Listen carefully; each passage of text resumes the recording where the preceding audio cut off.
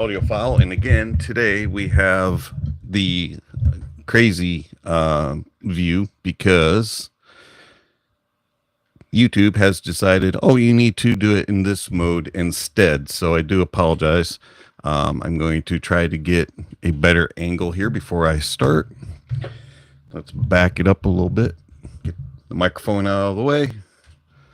This is the joys of doing live streams and not being able to preview, or when you do preview and YouTube is like, oh, hey, you look good. You know, this is the position that we want you in. And then when you go live, it's like, rotate it.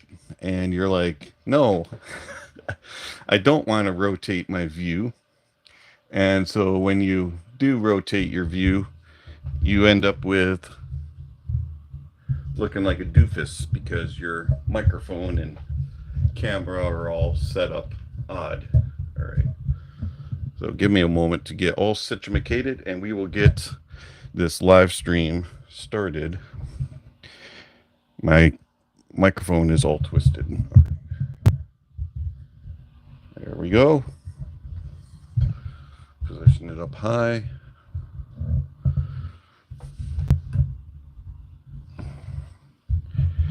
Position it all up high and away. There we go. All right. Gotta love.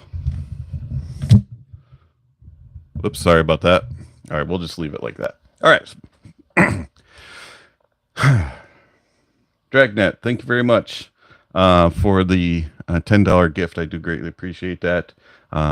Much appreciated. Thank you. All right, so we are going to get this live stream officially started in this weird view. All right. Take a deep breath and hi folks, Dave, the Honest Audiophile. This is the Soncie Meory SW500h, and these are my Honest Audiophile impressions. I want to thank Shenzhen Audio for providing the Soncie Meory SW500h for review. Greatly appreciate it. Shenzhen Audio, you rock.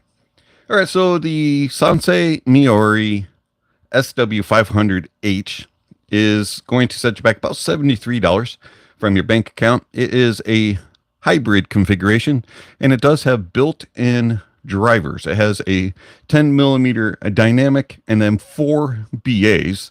The model for the dynamic driver is the SDCN-100LE, and then the BAs are a BF4 balanced armature, and they're all made by Soncie Meory in-house. The 4 BAs are set up with a 4-way crossover. They have 2 mids, 1 high, and 1 super high, and then, of course, you have the dynamic included. 16 ohms of impedance and 126 decibels of sensitivity, frequency response range of 10 hertz to 35 kilohertz. And it has some unique,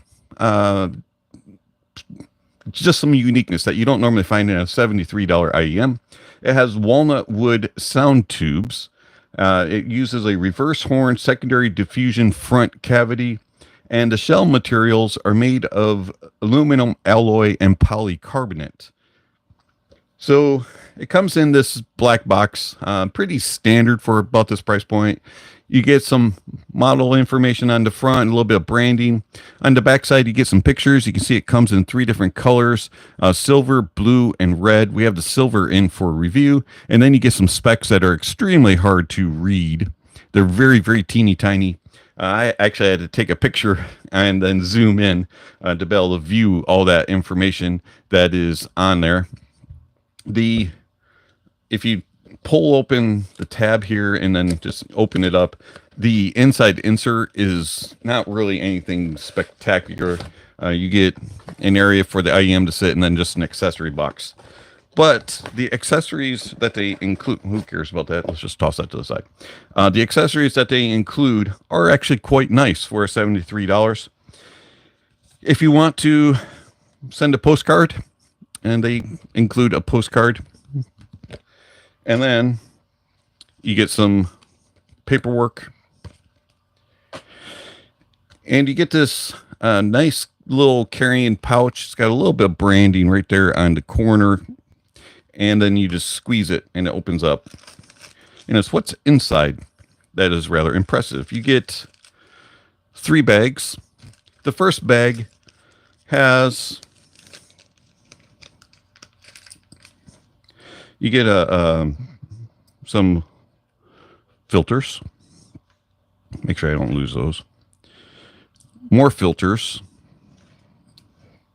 and those go on to the different the end caps. I didn't notice the difference between the two. And then you get a little cleaning brush, a little pick, and then you get a USB-C adapter. USB-C on one end, 3.5 on this end. I don't know if something was faulty with this or if it just didn't work with my Samsung 24 Ultra, but I couldn't get this to work. I tried it in my computer, didn't recognize it, and I tried it in my Samsung, and it didn't work either. So not exactly sure what was up with that. So I wasn't able to test the little adapter. And then you get 2 bags of silicone tips. You get these ones that are a little bit more flat. Whoops, hold on.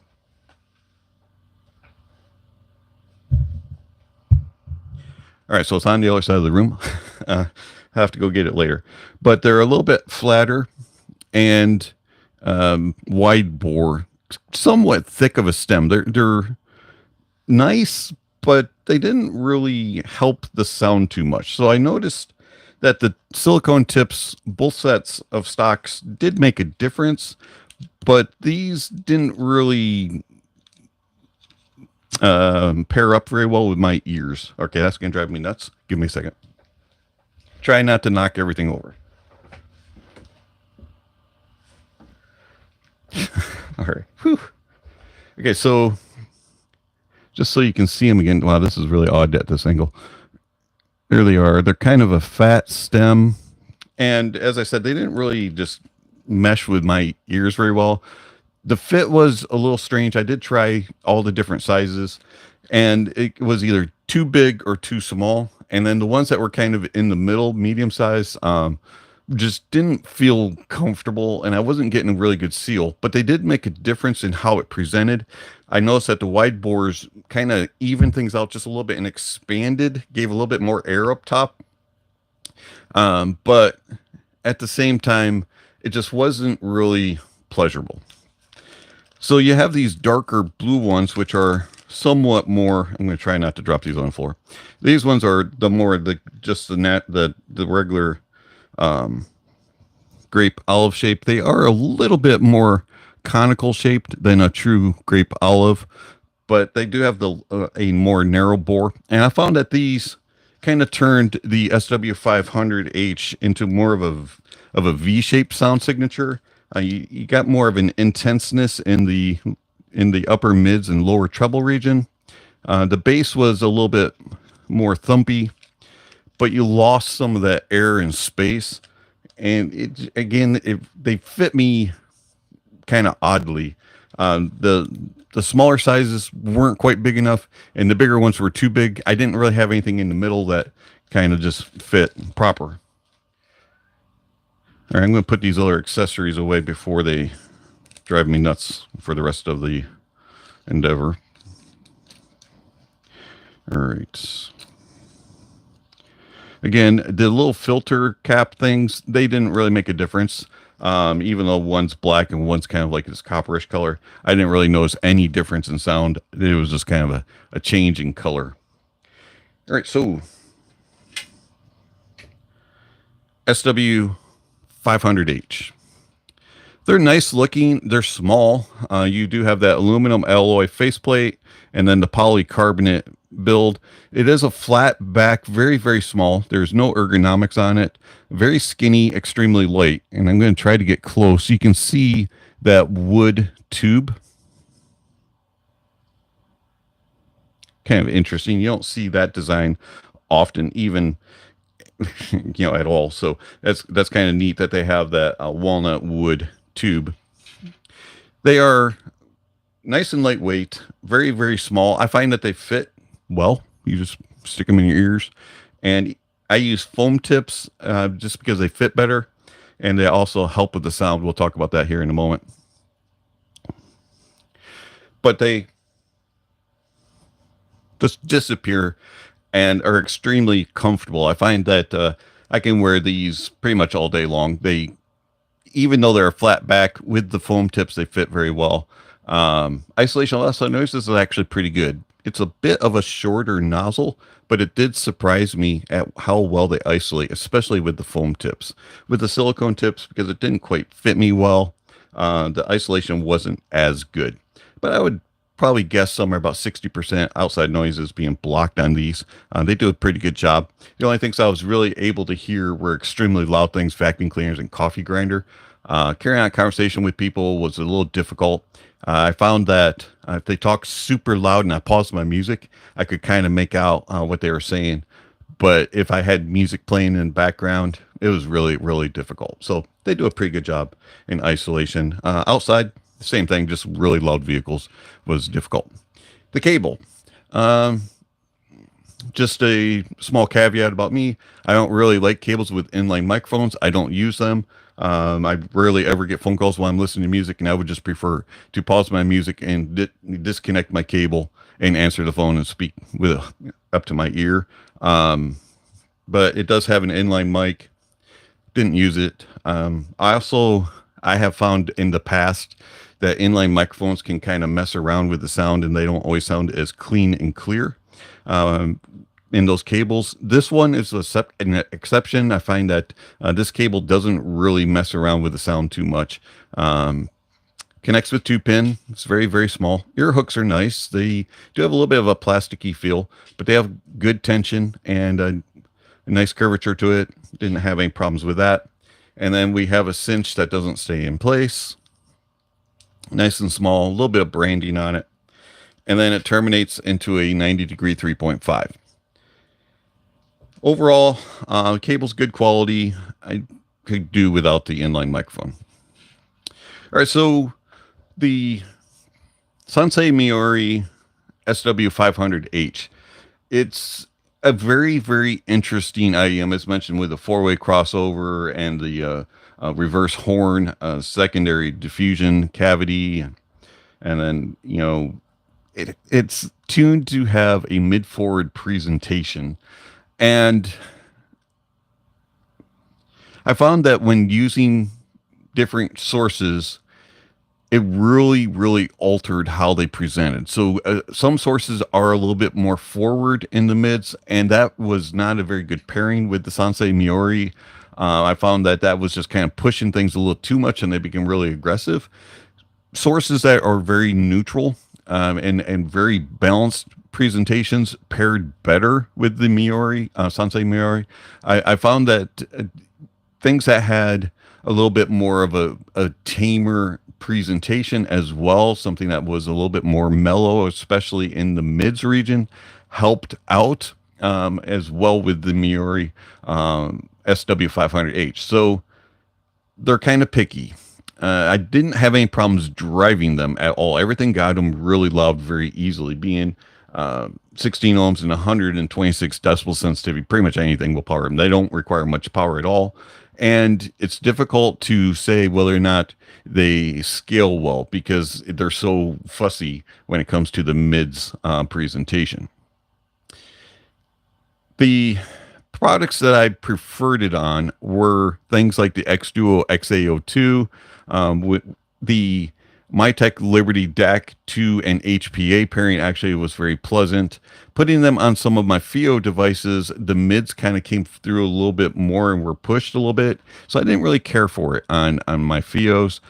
Some of the dongles that I preferred it on, I actually liked it with the Periodic Audio Rhodium, and the Hibby FC3 were nice pairings. So things that were a little bit more neutral and very balanced were preferred. How do they sound? The Soncie Meory SW500h, as already mentioned, has a very mid-forward presentation.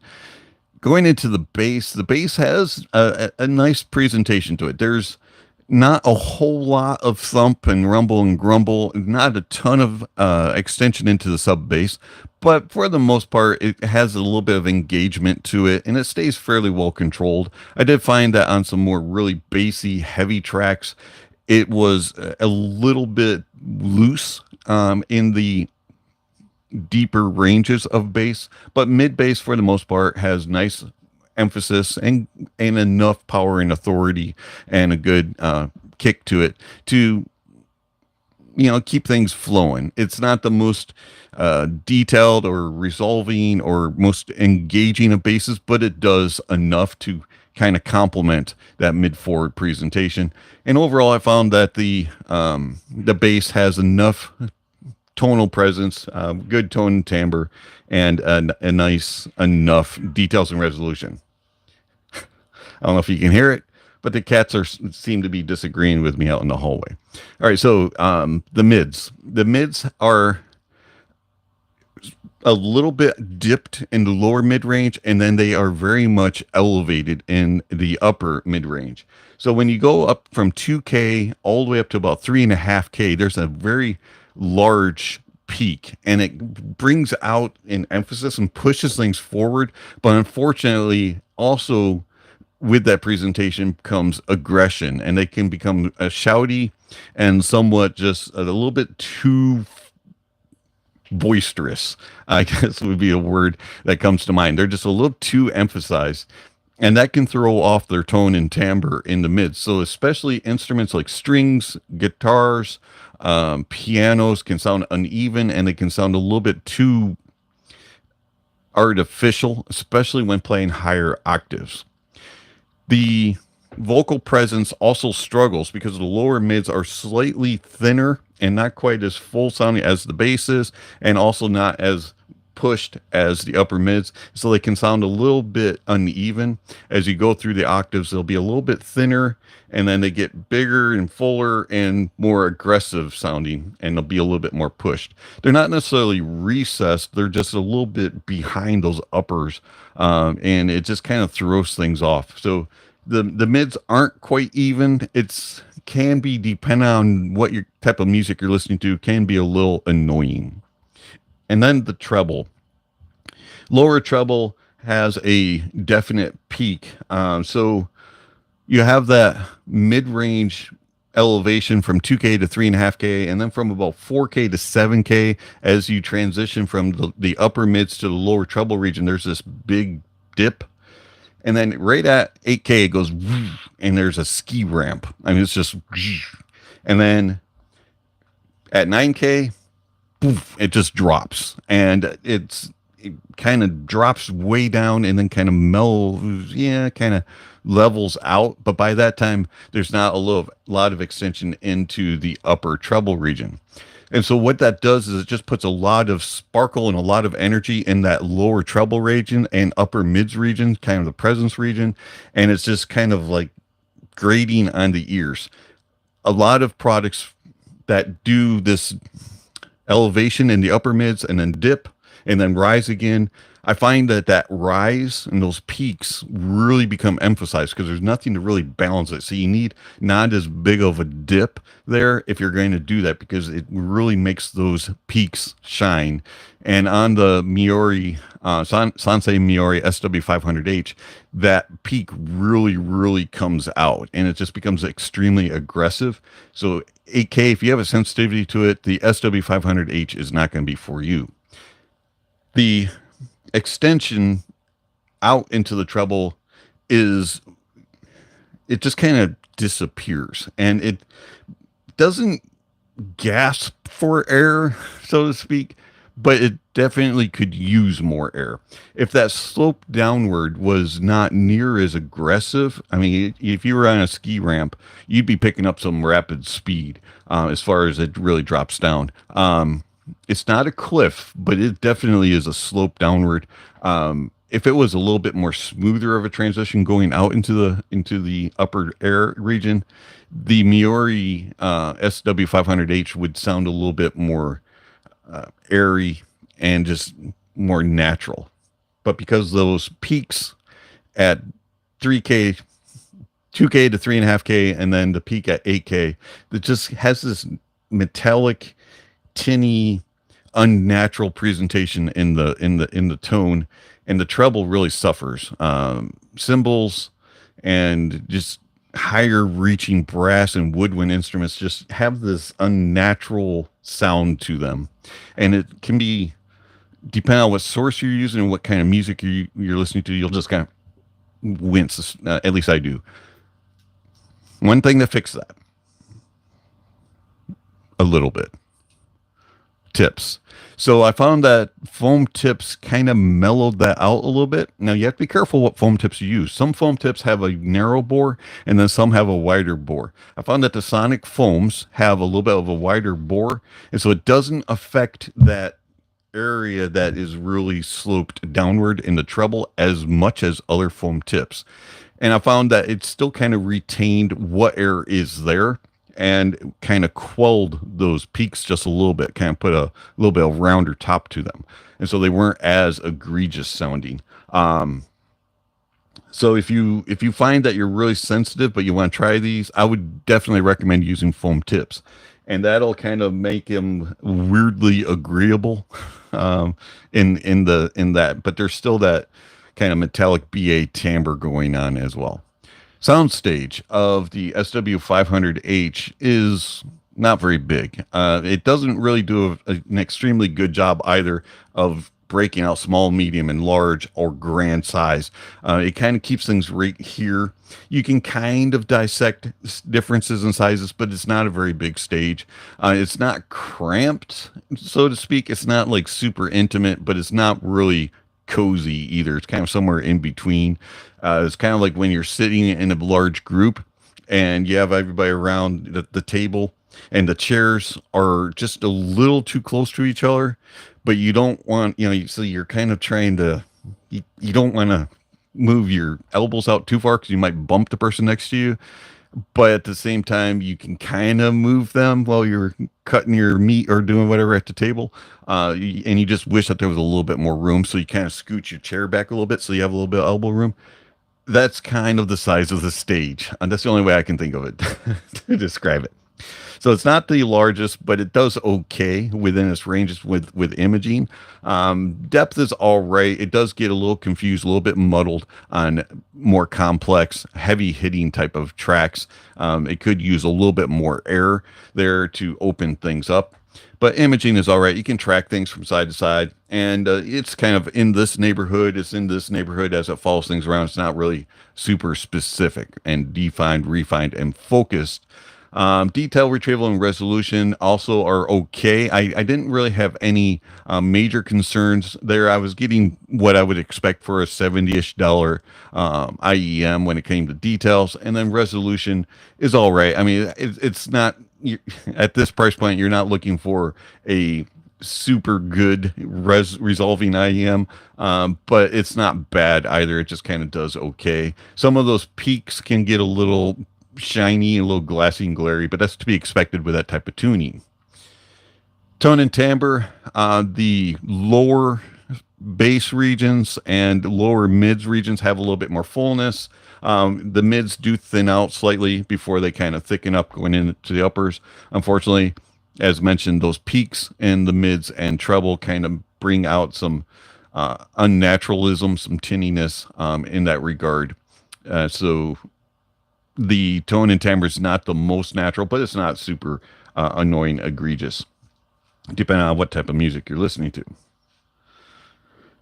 So the Soncie Meory SW500H, different. Has some uniqueness when it comes to the price point. How does it compare to another IEM that doesn't have as many BAs as the SW500H, but is similar in price and has been out for a few years? And that is the TruthEar Hexa. Now, the Hexa, to me, is more even, is more balanced and cohesive, especially in the uppers. You don't have as many dips.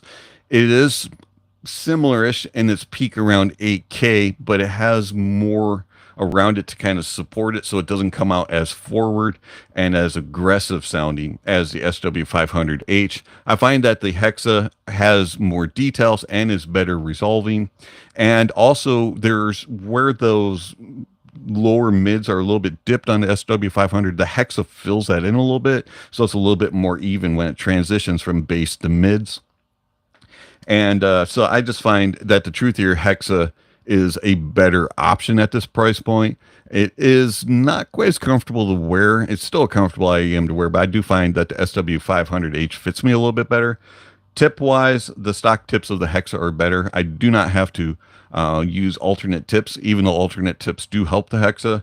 But I just find that the Hexa is the better option. If you're going to pay that price point, even though it's a couple years old, it still outperforms the SW500H. Do I recommend the SW500H? If you want something different, if you want something small, maybe to use around as you're going through town, and you know, depending on what your library is. If you listen to a lot of pop, EDM, that type of thing, this maybe for you, especially if you like that sparkly energy in the mid range and lower treble regions. If you like a lot of air, a lot of space, more extension in the sub bass and in the treble, SW500H probably won't be for you. If you're very sensitive to forward mids and more aggressive peaks, especially 8K or 2K to 3.5K, probably I would shy away from the SW500. So kind of hit or miss. It is as mentioned in the title, it's a weirdly agreeable presentation and that if is if you use sonic foam tips. All right. So questions, comments, concerns. I saw some comments come through. And if you want to know how the SW500H compares to other products, type it out there into the comment and I'll try to answer it. Hopefully everybody's doing well today. I appreciate all the people that are swinging in and out. I know it's a Saturday morning. Some of you it's really early. Others it's later in the afternoon. And if you're on Eastern time like I am, it's kind of mid-morning. So just kind of a unique time to do a live stream. And the reason why is because I have changed roles at my company. And I am not working the late night shift anymore. I'm working days, 8 to 5, Monday through Friday. And so my Saturdays have become, let's do everything around town type of thing. So I have to start early. And so, before I would be sleeping at this time when I was working third shift. So now I'm awake at 10 a.m. in the morning. And so we'll be doing our live streams either on Saturdays, probably in the morning-ish, or Sunday afternoons, depending on how my schedule goes for the weekend. It is going to alter kind of my release of reviews and videos. Bear with me for a few weeks as I figure out my schedule of when I'm going to be able to sit and listen to music and, put together review thoughts and things like that during the evenings after work, because there's a lot of things I have to cram into an evening. And my review process isn't exactly something simple. So, may see some weird things, release times and slower releases of things, one a week, maybe two, depending on how I can fit it in. So just be patient with me and we'll get that all sorted out. All right. Do the comments. Let's see here. Good morning. I should be first. You're from the Philippines. LD Rodis says, hey, Philippines, that's a little distance from where I live here in Indiana, in the USA. So, yes, you probably are the earliest riser or latest. I don't know if you're ahead or behind me. And then good morning, Snob Audiophile. Good morning, Dragnet Sound. Again, thank you for the gift, Dragnet. Let's see here. You look well, Dave. Thank you very much, LD. Appreciate that. Adorash, silicone or foam tips, are you referring to the SW500H? I would definitely use foam tips. I can use some silicone tips. The silicone tip that I was able to use fairly regularly with them, and I didn't have as much of a problem. listening to pretty much any genre of music were the SpinFit W1s. I found that they fit me a little bit better, and gave me a little bit better of a seal than the stock silicones. So if you're going to go silicone with the SW500H, I probably use SpinFit W1s. Foam tips, the Sonic foam, and I'll try to remember to put links when this live stream gets re-uploaded. Let's see here. Contrail, hi Dave, hey everyone, hope all are doing well. Yes, hope everybody's doing good.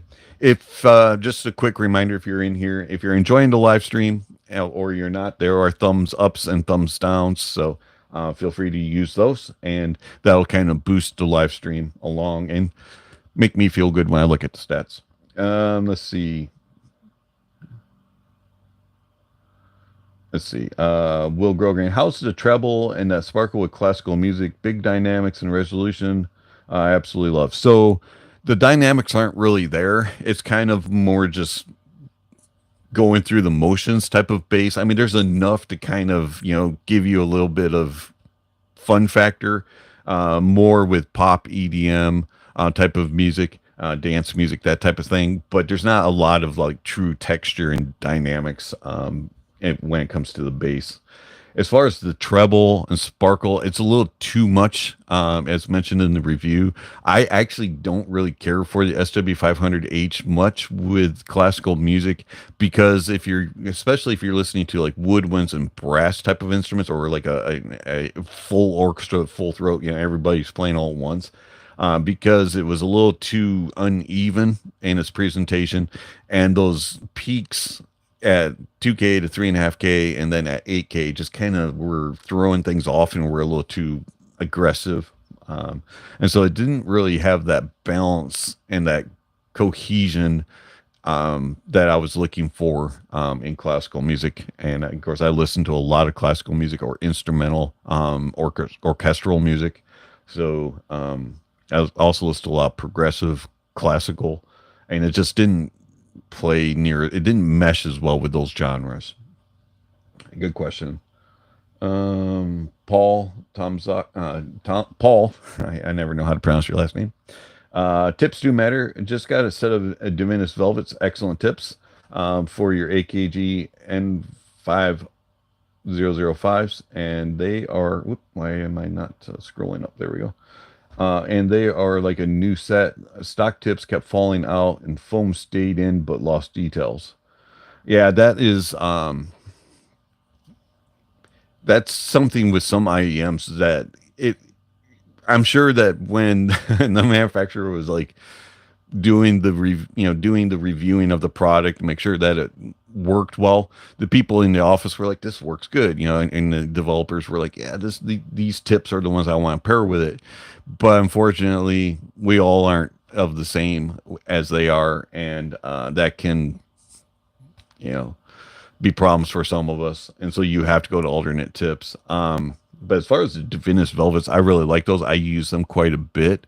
JVC spiral dots also, I find that they're kind of similarish. The Divinus Velvets fit me slightly better. Another wide bore that I really enjoy is the Tanzu Sankai wide bore. It's not as bulbous, bubble shape. It's early in the morning. Anyways, those the Sankai wide bores are a little bit thinner on the wall, and they depending on the shape of the nozzle, they can fit really well. I find that they work extremely well with like Thea Audio, Tanzu type of products. Go figure, Tanzu.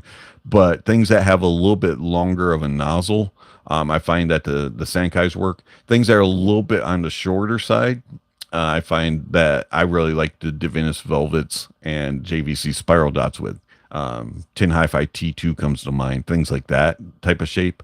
I did try them with the SW500H, and they fit and they worked nicely, but they didn't quite bring out what I was. It kind of sounded a little dull with those. It was kind of weird. So yes, tips make a big, huge difference. Dragon that like the format. Thank you. I've been trying this out for a while. And I think that we're going to do this more with live streams. Of course, I've been trying to do live streams for the most part every weekend of some sort, either Saturday or Sunday. And I'm going to try to do a review, and it's going to be a review that's a little bit more of just a not something that is as in depth, I guess you would say. And it might be something that is maybe not. I don't want this to sound wrong. It's something that it maybe doesn't deserve a full video review, but deserves to be reviewed, and it deserves to get more attention than just a written review. I'm going to do all three types, so it's kind of kind of depends. And then I'm also going to do some topical type stuff like we did last week, and then other times just where I just answer questions. So I'm glad that you like the format. Thank you. Good feedback. Will Grogan, very informative. Thanks. You're very welcome. All right, let's see here. LD Rodas, cable wise, I've been using your recommendation, the Dunu Lear Mini, which works really well with my EPC Q1. Using VLC as my default player is already loud for me on volume 1. Oh, wow. I don't know if I've ever used VLC. I may have used it several years ago, testing wise. I don't recall. But I'm glad that you enjoy that. And the Dunu Lear Mini is an excellent cable. I mean, it's what, less than $40 USD. So yeah, it has the swappable terminations. It's really nicely built with its fabric, and excellent ear hook quality. Not too much tension, and they're not loose and they're not super thick. Some ear hooks can be too thin, too thick. I find that the Dunu Lear Mini is like, I don't want to say perfect cable, but it's one of the best budget cables out there for sure. Another one, and we'll talk about this when we do the full review, is the cable that comes with the Juzzier Defiant, which is the collab with Z Reviews. The cable that comes with that is amazing, and you can purchase that for like 35 or 40 bucks, and that also has swappable terminations. It's not fabric like the Dunu Lear Mini. It is a rubberized type material, but excellent. And if you follow Z at all, whether, however you feel about his reviewing style and his, personality and his character, one thing that Z usually gets right is cables. He really is fussy and picky about cable quality. And so I expected that from this, from the Defiant collab, and it's a really good cable. All right. So anyways. Does it have a snappy bass? The SW500H, as mentioned, it's kind of a, like, I wouldn't say it's a quick snappy. It's kind of average in that regard. But it's not like bloated or sluggish either. It's just kind of a average sounding bass with just mediocre dynamics and texture. It's not anything super special. And it's not really the focus of the SW500H. The mids are the focus of it. So, like when you're listening to EDM, pop, dance type music, the bass has enough there to kind of keep the energy going. But at the same time, it's not like this, like, pounding, engaging, which you're also looking for those genres. So it's kind of like, does enough, but it's not as focused as the energy that's being presented with the upper mids and lower treble region to kind of match. So it's kind of like a mismatched type of IEM. It's okay, but then if you go to the Hexa, as I compared it, and you try to listen to EDM or dance or pop music, you're not really going to get that either, because it's more of a neutral, analytical leaning tuning, and you're going to probably think this is boring. So between the two, if you're listening to those genres, maybe the SW500, if you can, keep the, if you can, what's the word? It just slipped my mind. If the energy and the aggression doesn't bother your ears and fatigue you. Um, all right, so Cringeru, if you could pick one IEM or ear headphone, just wanted to hear from you. If I could only pick one, so IEM wise, it would be the Westone Mach 60. That is my preferred sound, and it just kind of matches what I'm seeking. And it's very neutral, very natural sounding, accurate, very good details and resolution. And to me, it matches anything that I'm listening to. Headphones, it would be the Audeze LCD5, just like the Westone Mach 60. It just does it for me. It's a neutral sound, very very detailed, very resolving. It has nice no weight and body, and it to me again, it just fits my preferences and what I'm seeking in music. Um, so that would be the two choices. If I was only allowed headphones, it would be obviously LCD5. If I was only allowed an IEM, it would be the Westone Mach 60. Um, you're welcome, Eldies. If you're into cables and all that kind of stuff, sure. You can try the Eller cable out, but the Dunu Lear Mini is an excellent cable. You can't really go wrong with it. All right, let's see. Gimme Galgulk. Got in here a little late, no worries. Do you know how it would perform for video games or recommendations? Okay, so for gaming, it depends on the game that you're playing. So I do a lot of sports and sim racing, don't really play a lot of FPS RPG type games. And I also play just a couple mobile games. My most common mobile game that I play is Candy Crush, so I'm not going to consider that a test game. But as far as gaming wise, I use a PlayStation 5, and the SW500 isn't really something that I would reach for. It's okay because it does enough details and resolution, and it has enough to kind of be an okay sound, but you don't really get the specific things that you're looking for in a game. It doesn't have enough accurate and precise imaging. So playing a sim racer like a Assetto Corsa Compensione or World of Outlaws that I play. So you're driving around the track and you want to be able to hear cars coming up from behind you. You want to hear them beside you, but you also want to hear how your car is reacting to the track, and if you have a crew chief talking in your ear or anything like that, you want to be able to hear that. The crew chief came through fine. I was able to hear when I was supposed to pit and placement times and that type of thing.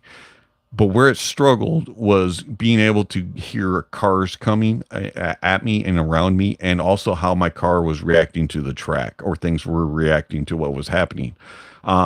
It was somewhat delayed, and also it was just a little vague. It'd be like, oh, it's over here. They're on my inside or they're on my outside type of thing. But I couldn't really place exactly how far they were on the car. I couldn't tell if they were truly beside me or if it was just kind of over here and I had space to be able to merge around, things like that. So it's not the greatest for gaming. You might be able to get away with it with like mobile gaming, but if you're any sort of competitive or solo campaigning, I wouldn't use them. And that price point for gaming, I'm not really a big, gamer, so I don't know if I'd be able to give high recommendations for that. One of the IEMs that I truly love for gaming, and this is gonna sound really weird, but it's the Tin Hi-Fi T2. It just kind of does it for me with gaming. They're comfy, and give good isolation, and to me the imaging and placement and stuff is good enough in this price point. So anyways, there's probably others that would be good, but I can't think of them at the moment. Sorry.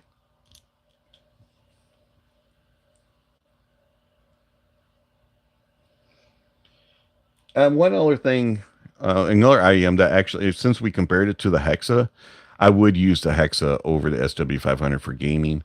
I'd probably have to change the tips to like a foam tip just to kind of add in a little bit more body so that they weren't quite as clinical sounding for gaming. But the Hexa does better with imaging and placement, and it gives you a little more preciseness. Also has a little bit wider of a stage, so I'd probably use the Hexa in that regard. All right, so V and Vicar, thank you very much. Shabbat Shalom, happy Sabbath. Thank you for swinging by. Khalid, wish you all the best. Hey, thank you very much. Same to you. I hope everybody's having a good day and has a great weekend. Here in the Midwest of the U.S., it's supposed to be freaky hot. We're supposed to get upwards of 90 Fahrenheit with heat indexes over 105 Fahrenheit. Sorry, I'm a Fahrenheit guy. I don't know what that is in Celsius or Kelvin if you use Kelvin. But it's going to be a warm one with really high humidity, 80 to 90% humidity. So it's going to be warm. Don't recommend going out there and mowing your grass or anything like that when it's that warm. But stay hydrated and stay cool. So, don't put yourself at risk. But if you have to go out, just make sure that you do things to protect yourself and keep yourself healthy. All right, so another one that is good for gaming, not so good for music, is one that I reviewed recently. That's the Padsmith IEM. That one's a little bit more. I think it comes at $115-ish. Might be on sale actually for a little bit less than that. But Padsmith, Padsmith, is really good for gaming, not so good for music. And that one definitely has better imaging and placement than the SW500. All right, so give me, everyone that uses IEMs for games seems to use 64 audios, but they are super pricey, and I'm assuming they use them because of sponsors. That's interesting. I've heard 64 audio, haven't reviewed any, so I've heard them at audio shows and stuff. I wouldn't think of using them for gaming. They are the ones that I've heard are more studio based. I would think that they would be more for monitoring and mixing and mastering than gaming. I'm sure they have some bassy stuff, but I didn't really hear those.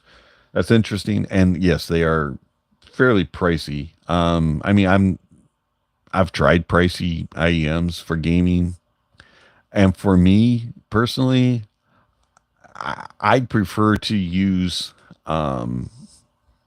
cheaper. I'm not saying like $20 IEM, but why use my expensive ones? The more budget friendly ones are just as good for gaming for the most part, at least from what I've experienced. But again, I'm not a competitive gamer, and I don't really play a ton of games. I might get on for 2 or 3 hours at most a week, and that probably is going to change with my new times. But it's interesting. I wouldn't have thought that brand being used for gaming. All right, so I'll get to you in a moment, Weedy Dee. But the gimme, you say you like the custom fit thing, but reliability and quality is more important. So I actually have a custom pair of IEMs. It's from a brand that's not made anymore. They went out of business, and they actually do work really well for gaming. And I really do enjoy the like the isolation. But I find that custom fit is good in that regard, but I find that a lot of the universals that include ergonomics and longer nozzles, you're pretty much getting a custom fit anyways, for the most part, at least for my ears. Some of them aren't as good, but manufacturers have gotten pretty good at designing the shells of that. And I'm not going to say that I get as good of isolation as I do with my customs, but they can get pretty darn close at times. So is it really worth the money? And as you said, it's more about the reliability and the quality, especially the quality of sound, than anything. But anyways, going back to Weedy Dee, What do you think about the ELAC Unify 2.0s? Haven't heard them. I'm not much of a speaker person. Not that I don't want to be. It's just I don't have really the opportunity, and also I don't have a lot of room for speakers in my current housing place. And I also have a wife who says I can't have speakers in the living room, so I'm kind of stuck to little bookshelves like this, and I'm not going out and purchasing speakers, or really I don't get a lot of offers to try speakers, so I'm very, very limited. Sorry. Good questions. Anything else that that you would like to discuss?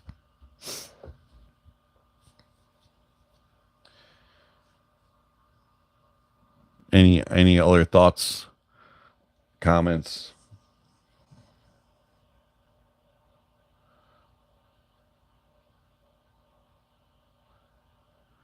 Questions are quiet today.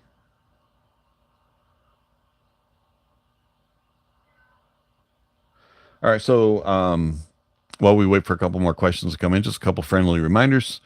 If you're enjoying the live stream or not enjoying it, there is a thumbs up or a thumbs down. And there also, if you want to support the channel, there's various ways that you can do that in the chat. You can send super chats and things like that.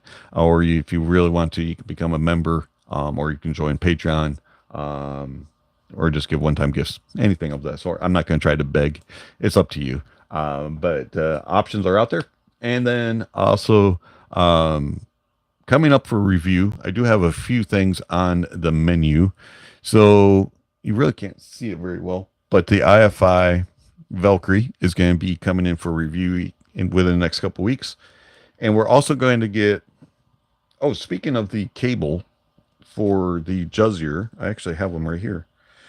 So the Juzzier will be getting a review soon. Here are the Juzzier. I have the green. They do have other colors, but this is the cable that comes with it. So you have the nice ear hooks, and then it just has a really nice feel with a cinch that works. And then you have a not super huge termination, which is nice. And this is swappable. So you can just, and it locks in place. So you just, unscrew it and change it. So anyways, that's the Juzzier Defiant. That will be getting a review soon. And then we also have another one that's going to be getting reviewed. We have the Cephas from KB Ear, or K-Bear, whichever way you pronounce it. K-Bear, KB Ear Cephas, I think it's the KB16. As far as I know, this is the most expensive KB ear to ever be produced. It's like $280 or so. Sorry. I didn't realize that KB ear made ones that expensive. I thought when they started getting up in that price point, you started getting it a try. So anyways, this will be getting a review. It's a dual dynamic 6BA setup. And then we have the Zickman Tiber. This is a brand new company that is just starting out to make luxury IEM cables. They reached out to me and said, hey, you want to review our cable?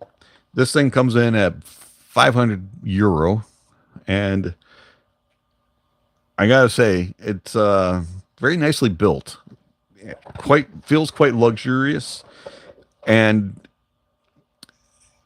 €500 that's a lot of money for a cable. So we'll be talking about that cable and comparing it to Effect Audio. I really have the drop C's today. All right. We have some more Kiwi ear stuff also. We have a very interesting product from them. It's called the Etude. A little bit on the big side, but they have this like a vibration driver sub bassy thing, which I don't want to spoil it. So we'll just move on from that. And then we also have the Septet from Kiwi Ears, and there that is. Open back. So that's an interesting design choice for that from Kiwi Ears. I don't think they've made a open back before. And then we have the new Tantrum Fission and a very strange design that I talked about last live stream, and that is the Colorfly Silver Reference, which we're going to be doing reviews of going forward, and a bunch of other things. So anyways, all right, so we've got some more questions here. All right, so let's see. System Booms 69 DJ sets. Hi, Dave and everyone. Just got in a little late. No problem. The KZ ZS10 Pro X are exceptionally good. I haven't heard them. Do have a KZ in. Now, this is an interesting one. Probably will review this on a live stream. And it's the ZA12. And the nice thing about this is, because I was a little worried about this, was when Keep Hi-Fi asked if I was interested, I looked it up and it has switches, and I really can't stand IEMs that have switches in them. But KZ has made the ZA12 available with or without the tuning switches. And Keep Hi-Fi sent me the non-switch version. Has KZ changed? Are they still KZ, or have they improved? That's another IEM that we'll review going forward. So good question. I haven't heard the Pro X model of the ZS10. All right, Gimme Galk. Good to know. I've never owned a pair of IEMs and have used Astro A50s over-ear headphones with built-in mics. Am I over the quality issues? I would rather move to something that separates mic and sound. So for me, I don't really use a mic during gaming. That's really not something that I'm very familiar with at all when it comes to gaming. I don't mind IEMs for the isolation, and they do a good job with the staging, but I also like gaming with headphones. So it's either or for me. It kind of depends. I think that for gaming, if I were to really sit down and choose, I'd probably lean IEM for gaming, but I could go with some closed back headphones if they do soundstage really well. Microphone wise, I'm not a big expert on that. There are some gear out there, that you can do separates, especially if you get going like creative. And then also some IEMs that are more focused for gaming will include splitters that you'd be able to split out, but I don't even test that side of it. The microphone thing isn't really for me at all. So I'm not really a good source on that. Yeah, so System Boom 69, budget friendly too, even for music. Yeah, there's a lot of things that are being in the budget friendly world, which is a nice thing. For me, KZ has been very hit or miss, and they've had some checkered past, and I have made some personal choices not to associate with them for a long time based on some of that checkered past. When somebody sends me KZ to review, I will try to give KZ a second, third, fourth, 10th, 100th chance to see if they've improved. But I haven't reviewed a lot of their products based on that. And to be honest, there's other products that I'd rather review than KZ. But I'm glad that some people like them and still use them. And we'll give this one a try. It was sent to me. Let's see. What's your recommendation for over-ear headphones? Weedy DDS. My favorite and my personal pick is the Audeze LCD5, but I understand $4,500. Not everybody's going to be able to afford that. There's a lot of other headphones that I really enjoy, In fact, we have one in for review at the moment. This one comes in significantly cheaper than an Audeze LCD5. And this is the Audio Technica R50X. This is an open back. This is a smaller brother to one of my all-time favorite open back over ears, and that is R70X. The R50X, that'll get a review. And it's slightly smaller than the R70. A little bit lighter, very similar comfort level. And it's, as I said, somewhere around 150-ish dollars. If you want closed back, you go Rode NTH 100. If you want some, there's all kinds of choices. Kind of need to know budget. My preferred closed back for mixing and monitoring, and I actually like it for gaming a lot, is the Austrian Audio Hi-X 60. It's not going to be a tuning for everybody, as it is very clinical. But I prefer that. There's a lot of other options. Let's see. LD Rhodes IEMs are typically tuned for music, although there are YouTubers who claim best gaming IEMs, but in the end of the day, it's a personal preference. I rather suggest getting gaming headsets. Yeah, so I see that a lot, very good for gaming, this or that. And you're right. Most IEMs are tuned more towards music, but that doesn't mean it's not going to apply for gaming either. I do find that if you have a neutral leaning tuning, take the Tin Hi-Fi T2, for example, it's going, and if it has good details and resolution, if it has accurate tone and timbre and a nice stage and does good with its imaging and placement, even if it's tuned for music, it's still going to do very well for gaming because of the elements in it. I mean, a game is, a natural open setting, depending on what you're using, but what game you're playing, but you still have elements that are played in the music. Music is a reproduction of natural sounds, and you want it to be as neutral as possible. Same thing with games. You want gaming to be open and accurate in its placement so you can direct things. So you want natural tones. You don't want wind sounding like something really strange coming in. You want it to sound like wind. You want a gunshot to sound like a gunshot. You don't want it to be super high pitched or extremely boomy. You want it to be accurate sounding. And so even though something's tuned for gaming, they can still sound good or tuned for music. They can still be good for gaming.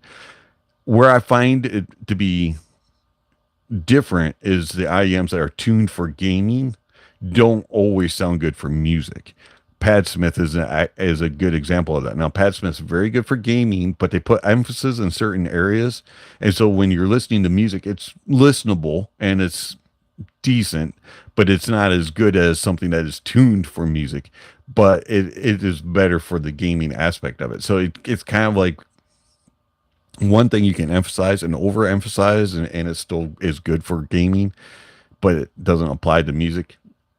Different for the music ones, they tend to be a little bit better for gaming. All right, that ramble is, hopefully that made sense. But that's my personal experience with it. But keep in mind, I only play Sims and sports, so. All right, let's see. But as far as your comment about getting headsets, I like gaming with headsets on, but as mentioned, I think I would go IEM, but gaming headsets have not impressed me. And maybe I just haven't heard the right ones. But to me, gaming headsets sound artificial. They are trying too hard to enhance and to boost things, and it just doesn't sound accurate and doesn't sound natural to me. Also, because you have so many things flying around your head and all of that, to me, it gets confusing. And my brain can't process all the information that's coming from those gaming headsets, which is why I prefer using regular headset. But to each their own. All right, so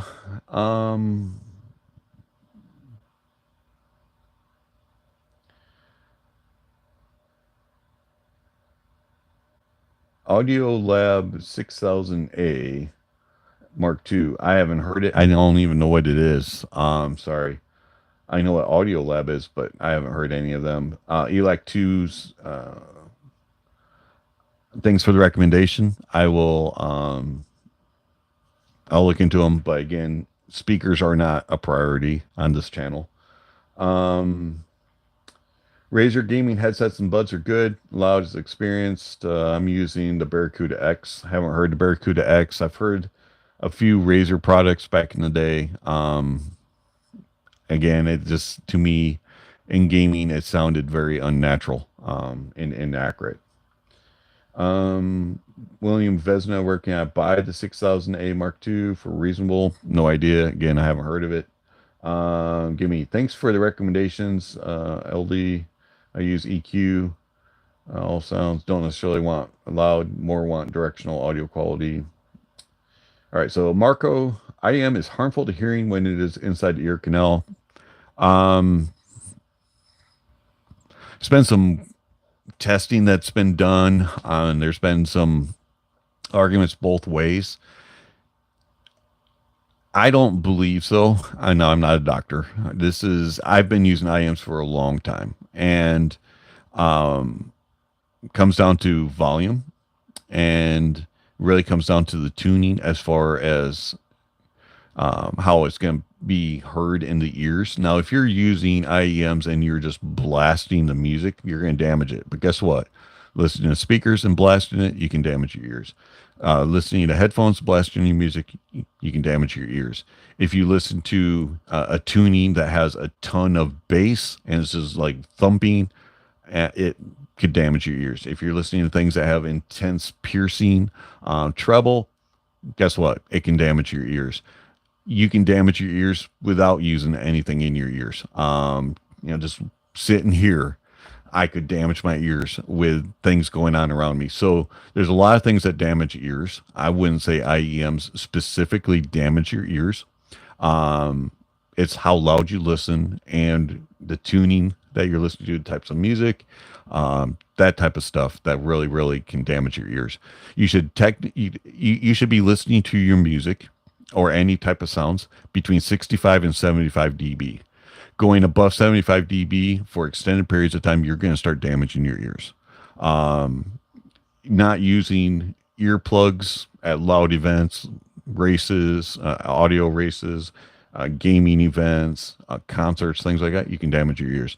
So there's a lot of things that can damage your ears, not necessarily IEMs. But if you don't want to use IEMs, I understand. That's your choice. All right, so let's see.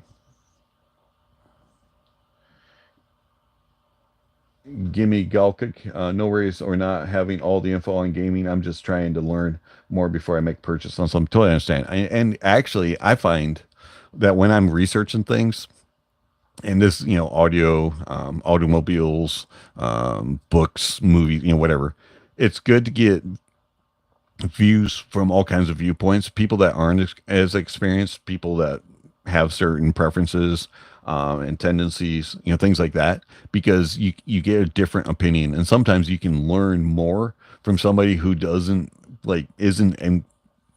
involved in it as much, because they kind of give an outside opinion that you may not think about, or the other people that are giving reviews may not consider. So yeah, I'm glad that you're doing your research. Let's see here. System boonies, I feel you, but these were ahead based on the reviews too. Hey, I'm not gonna say one way or the other. I haven't heard them, but based on my experience with KZ, a little skeptical, but we'll have an open mind going forward, and maybe they'll surprise me. All right, let's see. Again, there's a question about the 6000A that I have no idea. I don't even know the price point of it.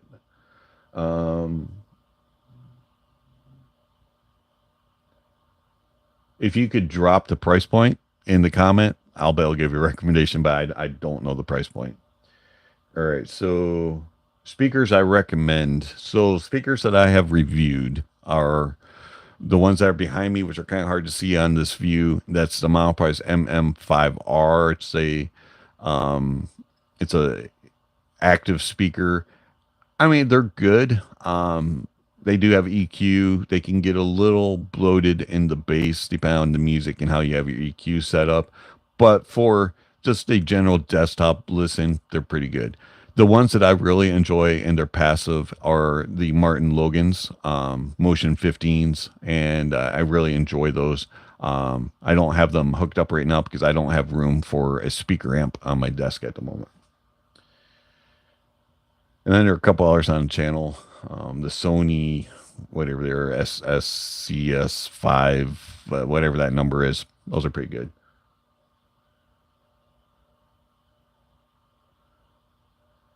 All right, so let's see here. Amplifier you recommend for a reasonable price. Okay, so reasonable price. Let's start with $200. So an amplifier that I highly recommend. I don't know if it's always available to everybody internationally, but one that I really enjoy and have been using for the last 2 years, the SMSL HO150X from Drop. An exceptional amplifier, very clean.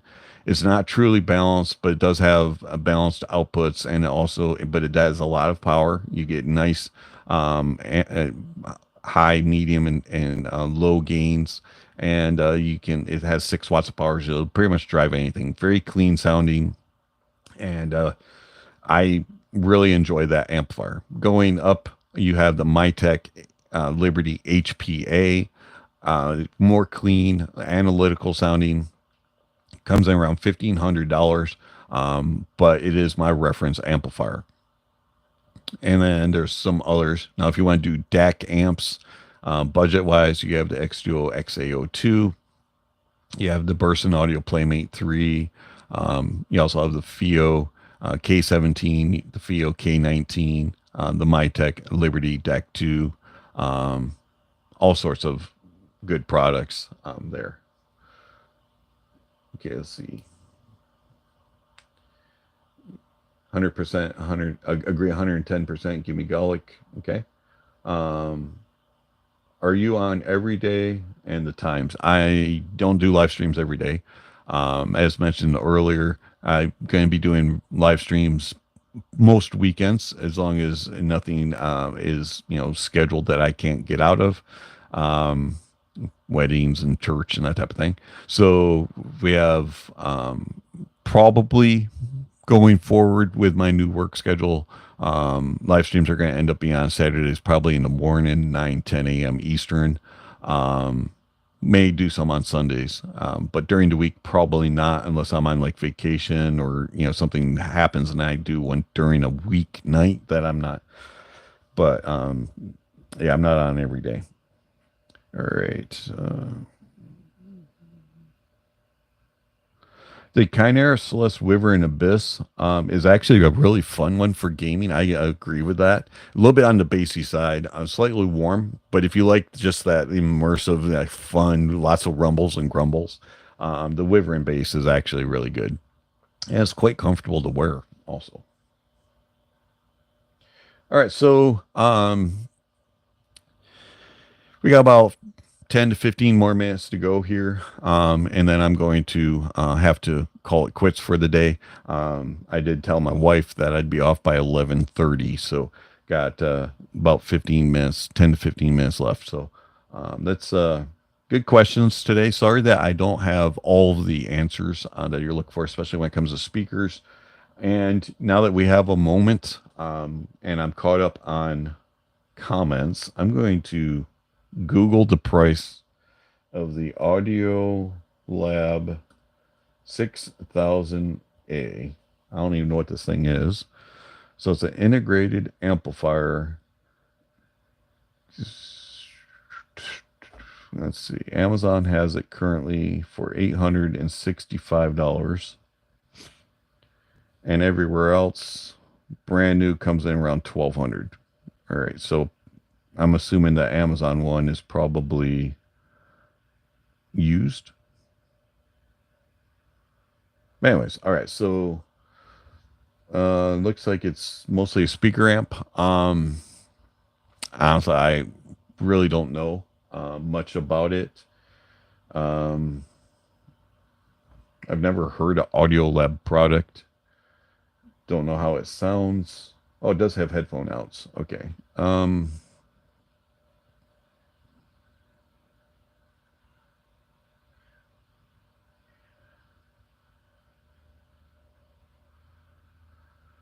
Yeah, and that price point, I would probably go FIO K17, K19, or the Mytek HPA. But none of those have speaker outs. And I don't have a recommendation that has speaker outs. Sorry. All right, so let's see. All right, so if you're that's a good question. So Gimme says, do I need a DAC amp combo for IEMs if I'm using it on PC? So I do the majority of my listening at this desk in this chair, so I just spin around, okay? And my computer is an MSI Creator laptop. I have a dedicated external SDD HDD hard drive. There we go. That has my music files on it, downloaded music files. They're either FLAC, MP3, all the way up to DSD and MQA files. And I don't have a lot of MQAs, but I do have quite a bit of FLAC and DSD files. I have them all downloaded and saved on that hard drive. I connect that with USB. I do not use my laptop output for IEMs. I don't really think it sounds really that good. It's not terrible with certain things, but it is not really listenable with most things that I review. I don't really use dongles with my laptop either. Now, I'll test them every now and then, but I find that I just use my desktop stuff. And I definitely hear a difference using the combo decks and amps that are behind me versus connecting to my laptop and some dongles. I use dongles with my phone, DAPs, and things like that. I do test them with my laptop, but majority of my listening is done back there using those devices. You will get an improvement for the most part. Now, I haven't heard every computer, so I'll not going to make that claim that it's going to make an improvement over every single PC output. In my experience, it has. With all the computers that I've had through the years, laptops and PC. Do you have to go expensive? No. Not for IEMs. The one that I recommend is the X-Duo XA02, which is the one with the red volume knob. And I find it drives all the IEMs that I review and has a very neutral sound. I really enjoy that one. So there's my take on it. I would definitely use one. Do you need to use separates? It's just an extra money. Do I think separates sound better? Depends. And as you can see behind me, I don't have any separates because the Mytek Liberty DAC 2 is a DAC amp, but the HPA is a separate amplifier. So, and the HO150X, which you really can't see, it's on the bottom row, is a separate amplifier. But I find that the combo units are, for the most part, fairly competent and capable. All right, so thank you very much, Dave, for this lovely live stream and insightful conversation. Stay safe. Same thing to you, LD. Thank you for swinging by. Good questions. Glad that you were able to find it insightful. System Booms, Rode NTH100s are very good for gaming. Yes, totally agree. I like the NTH100 for gaming, and I use it actually quite a bit. I do use the Austrian audio a little bit more. I just enjoy that a little bit more. But I like the NTH100, very good for games. Uh, yeah. Oh, I didn't know Z liked the and NTH 100s as well. That's cool. All right, so I just did a little EQ to get them more to my liking. Totally understandable. I don't really do EQ, but nothing wrong with that if you do that type of thing. Let's see, Jameer Villarosa. If neutral implants let you stream music straight into your brain, would that make audiophile gear obsolete, or would people start obsessing over neutral tunings instead? That's an interesting question. So if we all got implants, and let's say you go to the audiologist, right, and they measure your ears and they take your test, and they have a set standard as far as what they consider neutral. So they put your implants in, and then they tune it according to afterwards, based off of whatever is the set standard for neutral, but let it correct in your ear, kind of like some of the like direct and things like that. So it measures your innards afterwards and plays and then tunes it. If we all had that, would we, after we start listening, go, that's not how I hear it? I bet you we all would. We'd all hear things differently still. Interesting concept. Would it make things obsolete? No, because you would still need to have gear and products. But it definitely would be different. That's for sure. Interesting thought. I think the argument will still be there because we're all human. All right, let's see. Okay, so there's another talk about a bunch of stuff that I don't understand. That Control is given to William. Very good amp for the price. Speakers around that area. CAF R3 Metas and the Ashley Labs C6B and F6Bs are very nice. I haven't even heard of that brand. Now, CAF I have.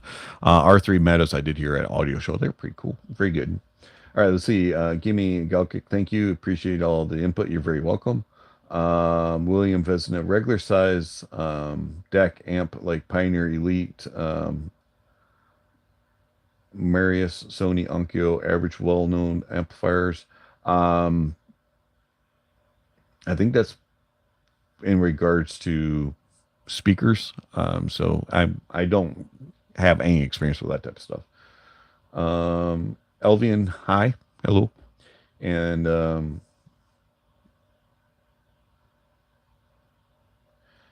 yeah, I haven't heard any of the Pioneers or Onkyos. My brother-in-law has a setup, but I couldn't tell you anything about it. Not something that I venture into. All right, so last call. We got 5 minutes left. If you have any more questions or comments, drop them in now, and we'll try to knock them out before I have to leave. 11:30 is going to be the end time here on the east, in the Midwest for me today. Unfortunately, I do have a bunch of stuff I have to do, but I appreciate everybody swinging by. Let's see. Control, have you ever heard any of the Sennheiser IEMs, IE600, IE900? Heard the 200s a long time ago. Kind of warm, bassy, from what I remember. All the others I may have heard at Audio Show, but I don't recall.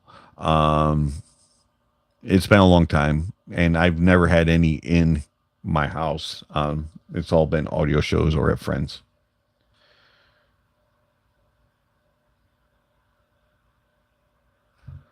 Thoughts? I have lots of thoughts. Anything in particular you're asking, or is that pointed at somebody else? Unfortunately, I don't have a lot regarding the speaker conversation. All right, so I do really appreciate everybody coming by today. This has been fun. Hopefully next week we should be able to get one out. I'll send a message out later in the week, probably Thursday or Friday, advising of when the live stream will be. I do have a few things going on this week, especially when the temperatures get a little cooler here in the Midwest. But we will get a couple reviews out for y'all, as mentioned in the middle of the live stream. And we have a lot of cool gear in right now, and I am excited to present it all to you. All right. What do you think about budget IEMs nowadays? So this is an interesting question. I was actually discussing this with Hobby Talk a little bit, and the IEMs have kind of, so depending on what you consider budget. So let's take 50, let's take 100 and less. For the last, I would say about the last year, IEMs in the budget realm have kind of gone stagnant. There have been a few manufacturers that have come out and done things a little differently and have kind of piqued my interest. But a lot of them in that price point have kind of started sounding the same. They're all trying the same technology. They're all kind of tuning the same way. And so if manufacturers would take more of a risk, I think there'd be more interest and things wouldn't just sound so ho-hum, mundane, here we go again, type of thing. But then when you come across those manufacturers that are taking the chance, taking the risk, trying a different tuning, it kind of piques the interest. And so I'm hoping that that kind of $100 and less range will kind of start to spurn some changes, and there'll be, the competition will grow, and people will try some different things again, like it was for a while back. It seemed like there was things being tried, but things have kind of gotten mundane a little bit. Now, if you go over 100, go 100 to about $300, there's been a lot of things that have been changed there, and there's a lot of competition that is kind of driving each other to tune things a little different. But I am afraid that we're going to run into that same thing. We're eventually going to get to the point where they all are so good at tuning that everything's just going to sound the same, and we're going to have some more creativity again. But hopefully we'll get some creativity that is going to kind of get us out of this everything sounds the same. At least that's my opinion. All right, so, but I do like budget IEMs. I'm all for, if you can find a good value and good sound, and there's a lot out there for sure. All right, so I do appreciate everybody swinging by. Thank you very much for the questions and comments and the thoughts. If anything comes into your brain after we end, just put it down in the comments below, and I'll respond to you. We'll do this again, hopefully this weekend, as mentioned. I'll give you the date and the time, probably Thursday or Friday, and then we will do more reviews coming forward. So if you enjoyed the live stream, thumbs up. If not, I understand you have to do a thumbs down. Whoops. If you want to support the channel, there's various ways that you can do that. And also, don't forget to enjoy the music, and that honesty is the best policy.